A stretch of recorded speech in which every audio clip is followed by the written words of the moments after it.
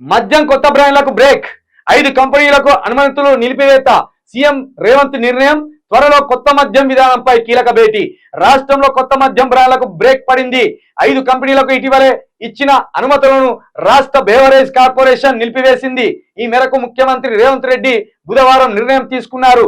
Soan distilleries తో పాటు కర్ణాటకకు చెందిన టోయిట్, మధ్యప్రదేశ్ కు చెందిన మౌంట్ ఎవరెస్ట్, హైదరాబాద్ కు చెందిన ఎక్స్టికాతో పాటు మరో కంపెనీకి కూడా రాష్ట్రంలో బీర్ల సరఫరాకు సిగ్నల్ ఇచ్చింది.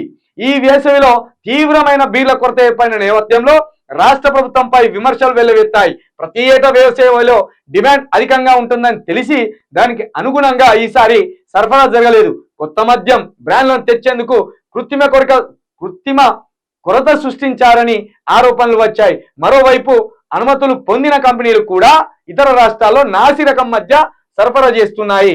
దీంతో ప్రతిపక్షం విమర్శించడంతో వెనక్కి తగ్గింది.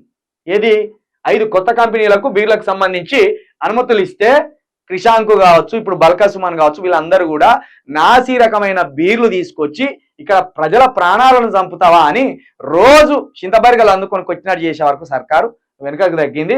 ఇక ఇప్పుడు అవి ఆపేసి వాటి ప్లేస్ లో ఏం తేవాలని మరొక ఆలోచన కూడా శ్రీకారం చుట్టినట్టు తెలుస్తుంది. అయితే ఇది మభ్యపుచ్చి ఓ వారం రోజులు 10 రోజులు మభ్యపుచ్చి మళ్ళీ ఇదే బ్రాండ్లు తీసుకొస్తారో కూడా తెలియదు.